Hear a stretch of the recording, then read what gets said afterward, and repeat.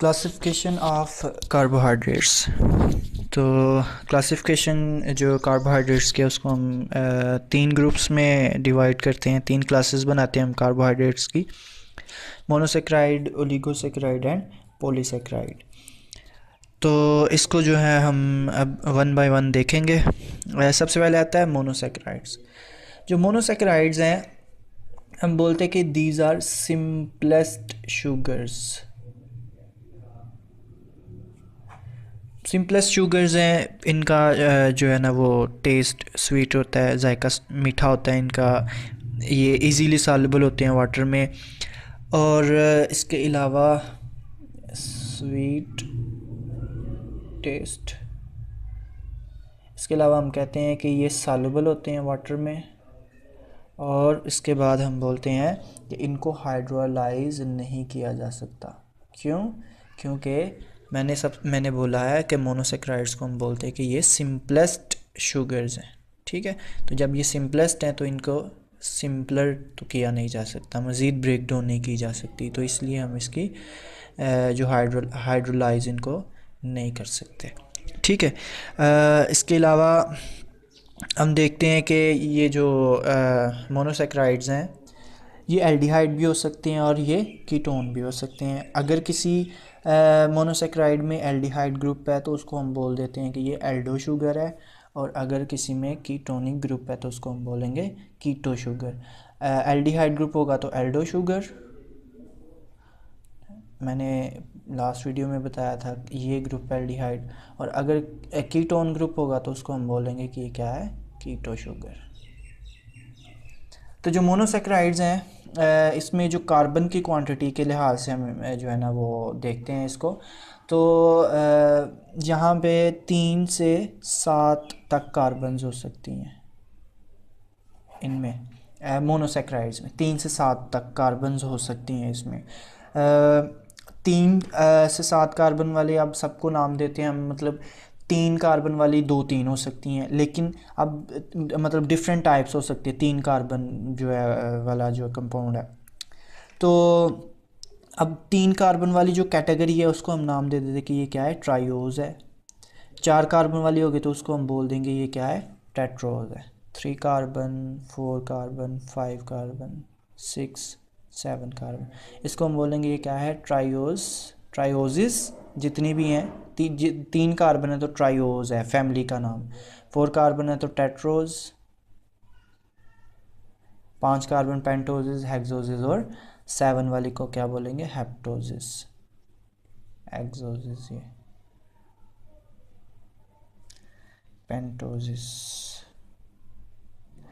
ये जो 2 फैमिलीज़ हैं, पेंटोजिस और हेक्सोजिस, जो हैं ये ज़्यादा इम्पोर्टेंस होती है इनकी, क्योंकि इसको जो है ना हम ज़्यादा स्टडी करते हैं, इनके ज़्यादा यूजेस हैं।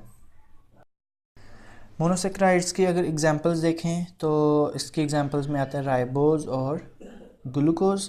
राइबोज और ग्लूकोज का मैंने जो स्ट्रक्चर फार्मूला ये लिखा है यहाँ पे, इसमें 5 कार्बन है, तो इसका मतलब ये क्या है हमारी, ये एक पेंटोज है। और ग्लूकोज में 6 कार्बन है तो ये क्या है, ये हेक्सोज है, हेक्सोज है। और अगर देखा जाए तो इसमें दोनों में जो एल्डिहाइड ग्रुप है तो ये दोनों क्या हैं, ये एल्डो शुगर्स हैं।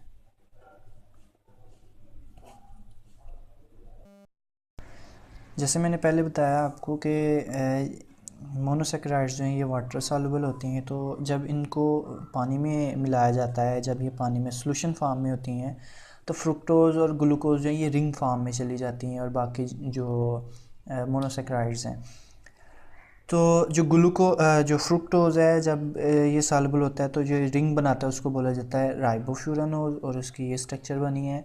और जो ग्लूकोज है जब वो रिंग जो बनाता है उसको बोलते हैं ये ग्लाइकोपाइरानोज है, और उसकी ऐसे हम स्ट्रक्चर बनाते हैं। ठीक है, कार्बोहाइड्रेट्स में ये प्लांट्स इनको सिंथेसाइज करते हैं, तो ये प्लांट्स में बनते हैं। प्लांट्स में कैसे बनते हैं, ये फोटोसिंथेसिस के ज़रिए बनते हैं। ये फोटोसिंथेसिस का रिएक्शन जो है ये मैंने यहाँ पे नीचे लिख दिया है। CO2 और वाटर जो है ये फोटोसिंथेसिस के थ्रू लाइट और क्लोरोफिल की मौजूदगी में क्या करते हैं, क्लोरोफिल की मदद से लाइट की मौजूदगी में ये ग्लूकोज बनाते हैं, ऑक्सीजन रिलीज़ होती है और जो वाटर मालिक्यूल है ये भी साथ रिलीज़ हो जाता है।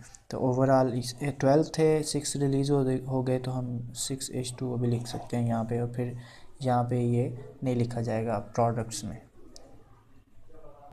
कार्बोहाइड्रेट्स की जो सेकंड क्लास आती है वो है ओलिगोसेक्राइड्स, मतलब कि ये अब इसके सेकंड क्लास है। तो इसमें हम देखते हैं कि अब यूनिट्स की बात करते हैं। जैसे हम मोनोसेक्राइड में हमने बात की थी कि कार्बन्स कितनी होती हैं, लेकिन हम ओलिगोसेक्राइड में हम कार्बन्स की बात नहीं करते। क्यों? क्योंकि जब मोनोसेक्राइड आपस में मिलते हैं तो उनसे जो एक ग्रुप, एक पूरा मालिक्यूल मोनोसेक्राइड का दूसरे मालिक्यूल से जुड़ जाता है, मतलब इस तरह। अब जो ग्रुप्स मिलते हैं, मोनोमर्स मिलते हैं, मोनोसेक्राइड्स मिलते हैं, तो उनसे ओलिगोसेक्राइड्स बनते हैं। तो यहाँ पे फिर हम ये बोलते हैं कि जो ओलिगोसेक्राइड है ये मोनोसेक्राइड से मिलके बने होते हैं, और इसमें कितने मोनोसेक्राइड हो सकते हैं? 2 से 10 तक यूनिट्स हो सकते हैं इसमें मोनोसेक्राइड्स के।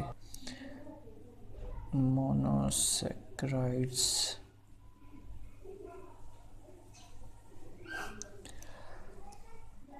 और उसी तरह जैसे हमने कहा था कि मोनोसेक्राइड में कार्बन्स की तादाद की बिना पर 3 कार्बन है तो ट्राइओज, 4 है तो टेट्रोज, पेंटोज। इसी तरह इनको भी हम नाम देते हैं ओलिगोसेक्राइड। 2 कार्बन है तो अब यहाँ पे हम बोलते हैं ये डाइसेक्राइड है, मतलब 2 सैकराइड। डाइसैकराइड मतलब कि 2 शुगर के यूनिट्स इसके साथ लग जाते हैं। डाइसैकराइड 2 कार्बन है, तीन ग्लूकोज के, फॉर एग्जांपल अगर आप समझे ये ग्लूकोज का मालिक्यूल है, इसके साथ अब ये 2 ग्लूकोज जो मोनोसेक्राइड का यूनिट है ये एक, ये दूसरा, 2 यूनिट्स है तो ये एक डाइसैकराइड है। अगर 3 है तो वो होगा ट्राइसैकराइड, टेट्रासैकराइड, इसी तरह, ठीक है। और ये 10 तक चलता है इस तरह। अब ये जो मोनोसेक्राइड्स के यूनिट्स जो आपस में मिलते हैं, ये जो बॉन्ड बनता है इसको हम बोलते हैं, ये क्या है?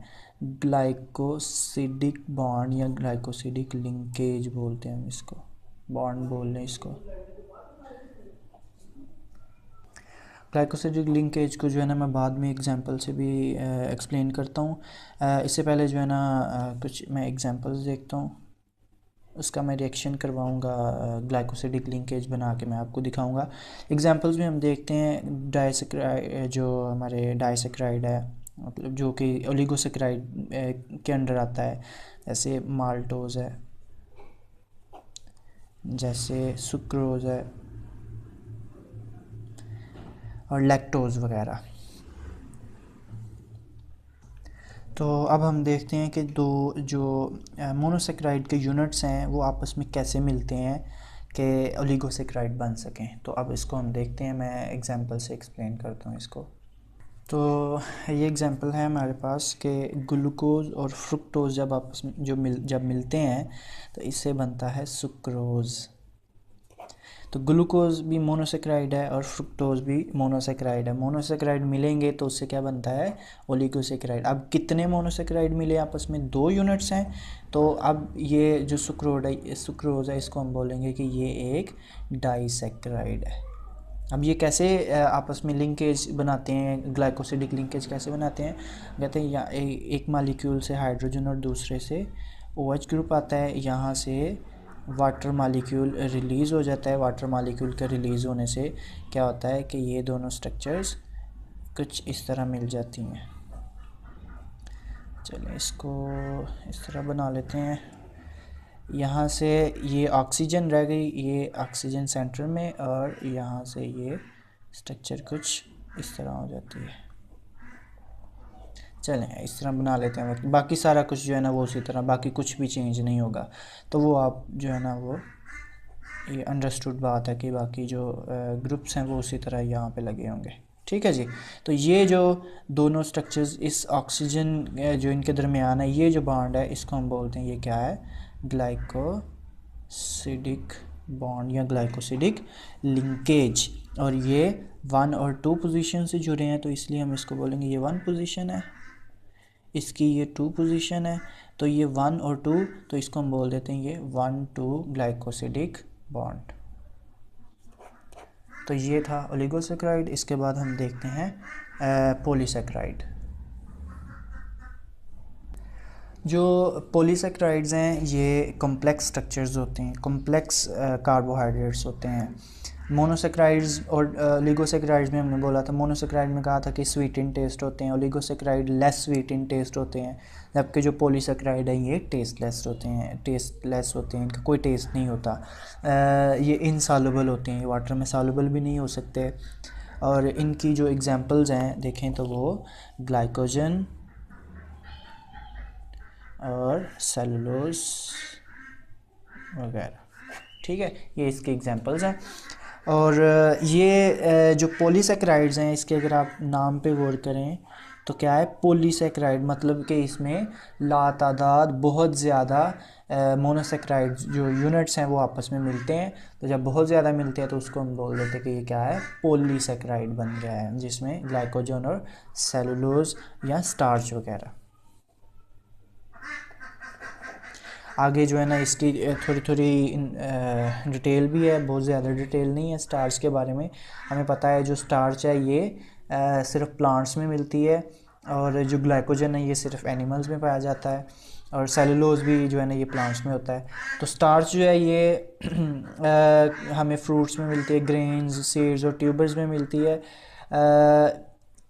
ये जो एनिमल्स के लिए सोर्स ऑफ एनर्जी होता है, ये दो टाइप्स का होता है, जिसमें हम बोलते हैं अमाइलोज जो कि अनब्रांच चेन होती हैं, और अमाइलोपेक्टिन जो कि ब्रांच चेन होती है। और इसका आयोडीन टेस्ट करें तो ये आयोडीन के साथ ब्लू कलर देती है। और इसके बाद आता है हमारे पास स्टार्च हो गया। इसके बाद हम पढ़ते हैं ग्लाइकोजन जो है ये एनिमल्स में होता है, इसको एनिमल स्टार्च भी बोलते हैं। और ये आयोडीन टेस्ट इसका करें तो ये उसके साथ रेड कलर देता है, और लीवर और मसल्स में स्टोर होता है। और इसके बाद आता है सेलुलोज जो है ये बहुत ज़्यादा पाया जाता है, जैसे कॉटन है, कॉटन प्योर सेलुलोज होती है। और ये जो है ना इसको डाइजेस्ट नहीं कर सकते, एनिमल्स इसको डाइजेस्ट कर लेते हैं क्योंकि उनमें माइक्रो ऑर्गेनिजम्स होते हैं, जैसे बैक्टीरिया वगैरह जो है ना वो उसको डाइजेस्ट करने में उनकी हेल्प करते हैं। और आयोडीन टेस्ट इसका करें, आयोडीन के साथ ये कोई कलर नहीं देता, ये नो कलर।